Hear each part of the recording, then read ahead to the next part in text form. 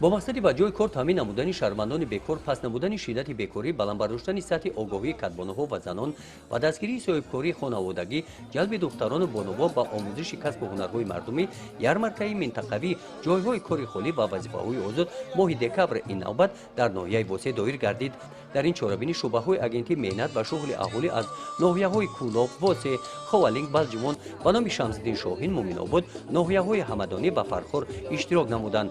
طبق معلومات در منطقه کولاب 5806 نفر بیکاران به قید گرفته شده 795 جای کار واکانسیا پیشنهاد گردیدند. یارمارک‌های منطقوی برای دریافت جای کار به ساکنان بیشغل ناحیه واسه امکانیت فراهم آورد که آنها برای خود جای کاری مناسب پیدا نمایند. ماه نوامبر همین اول ماه از قسم عربی برگشتم و در خوجان خدمت کردم. سربنانه شکر خدا قرض و خیش رو قرض فرزندی خود رو اجرا کردیم و خبردار شدیم که در این کنفرانس بخشیده به جای یارمارک جای کاری خالی همین خیلی برنامه تشکیل کردم. از این خیلی همین آدم شد هستیم که ما جوانان دستگیری میکنن سری وقت با جای کار تامین میکنن. ما را وای مشغول در خدمت با قید گرفتیم. از این مورد مقصد با موزی معاش تامین کردن از این هم خیلی هم شد هستیم. این نداری بیان میکنیم اندک هم باشه در جامعه سهمی خود رو داشته ایستادیم و حرکت این آینده سهمی کلان خود رو گذاریم. از روی معلومات متخصصان ریاست اگنتی مهنت و شغل اهالی در منطقه کولاب در 11 ماه سال جاری توسط برگزاری یارمارک‌های جای کار خالی و وظیفه‌های آزاد 1092 نفر شهروندان و جای کار تامین کرده شده 2722 نفر با کسب آموزی فرا گرفته شدند. مشکلات ها در بخش مزد مهنت جای دارند که از جانب قسم زیادی راهبران خواجگی‌های دهقانی رعایت نمی‌گردند.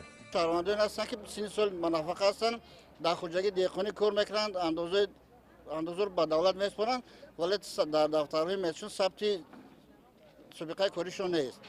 از این رو باید که همه رئیسان خواجگی دهقانی مسئول هستند که جوانان رو با کار گیرند با جای سهمداریشون که به نفقه میروند جوانان رو بگیرند. مثلا زنهایی که کلینایی که یا دخترای در خانه‌شون هستند باید که پولی نگاه بینی فرزند گیرند.